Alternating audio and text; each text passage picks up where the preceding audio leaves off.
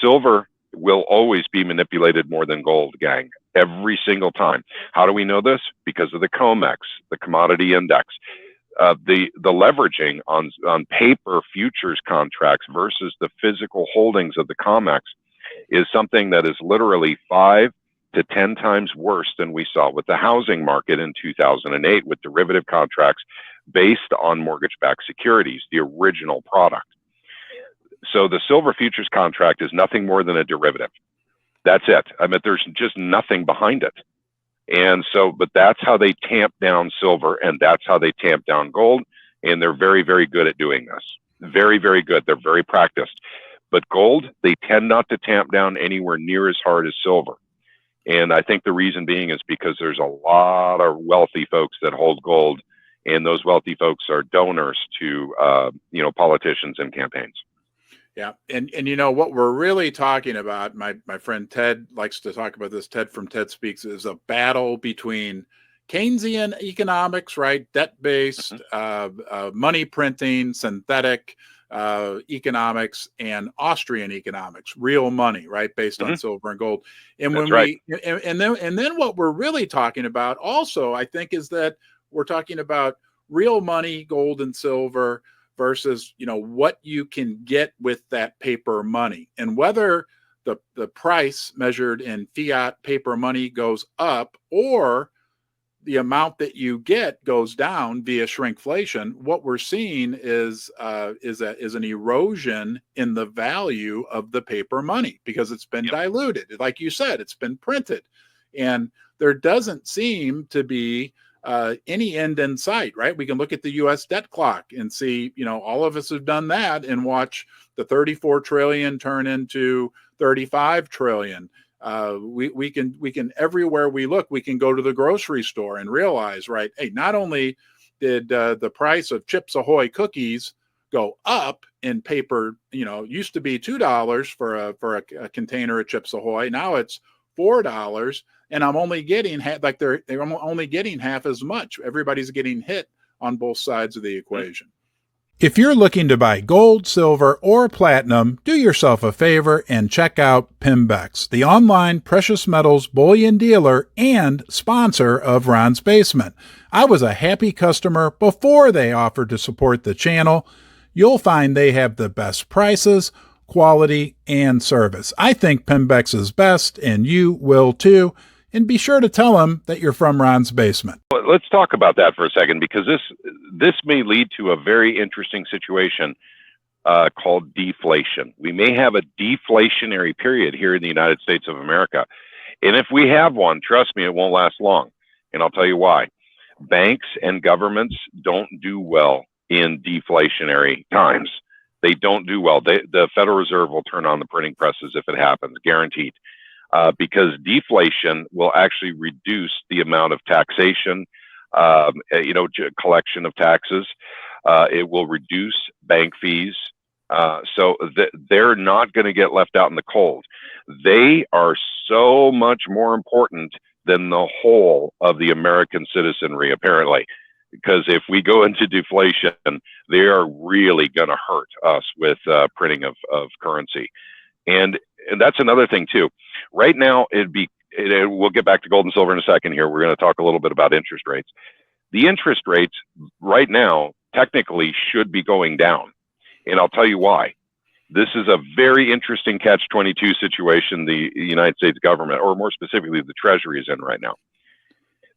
Their bonds roll. About every 2 to 4 years, we have a giant amount of debt that has to be literally re-rolled. And it looks like if they're not lowering interest rates in 2024, you're going to see the debt clock go freaking crazy because they are paying higher interest rates on rolling over debt.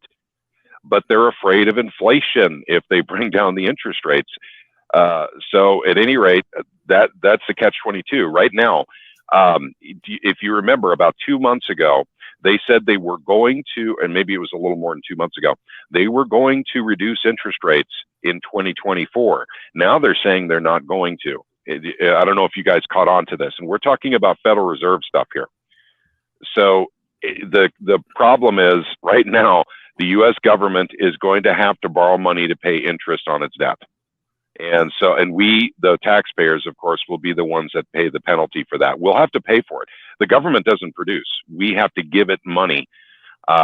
So yeah, I don't have a very good feeling about the future here. If they don't lower interest rates, that debt clock is probably going to go up something really crazy this year, like probably something like $3 trillion of debt, maybe four in 2024. Literally, guys, that is above and beyond what they take in on that debt clock. So keep in mind when you're watching that number, this isn't the whole of what the United States government takes in. This is what they're spending above what they're taking in on that debt clock.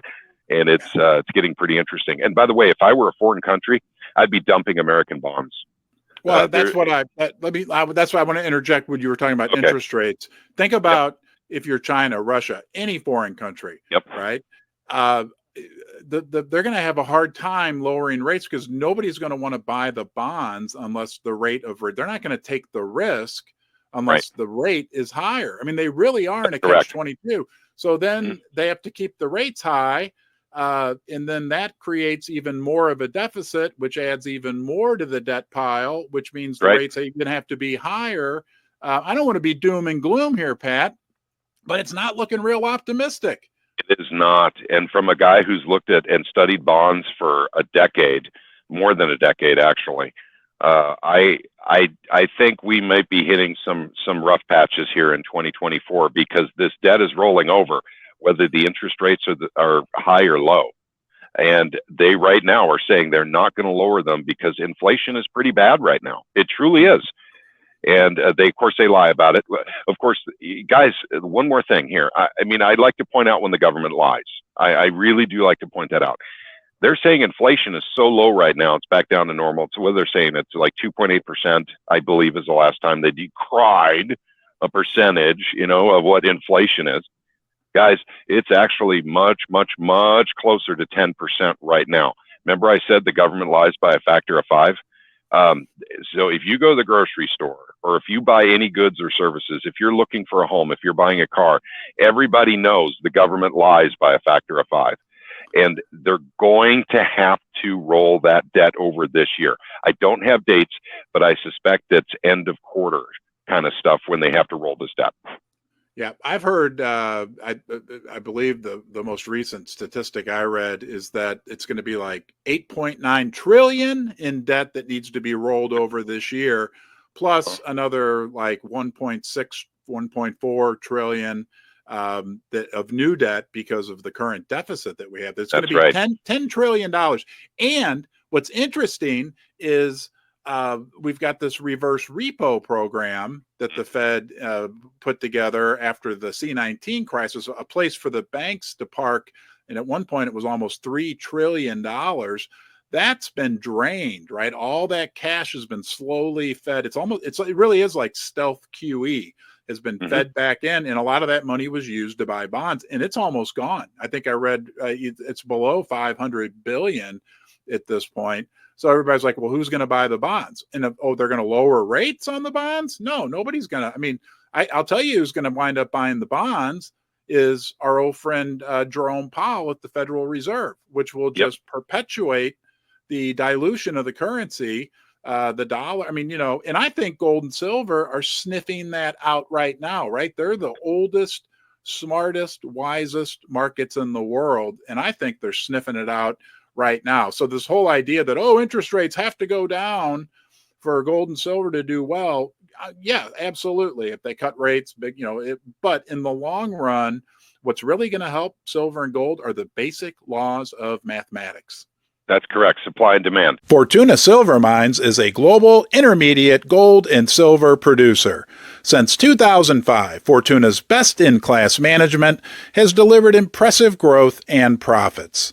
Fortuna's solid financial position and operational expertise allows for performance in any precious metals price cycle and provides a foundation from which to harvest great profits in more favorable metals markets. Investing in Fortuna is an investment in quality, long-term, sustainable production of in-demand precious and base metals. First Mining Gold is a development company advancing two of the largest gold projects in Canada. Springpole in Ontario and Duparquet, located in Quebec, each already has 5 million ounces of gold reserves, but exploration initiatives are underway at both projects to find even more gold. First Mining is well financed, has zero debt, and owns an interest in 4 additional Canadian gold development projects.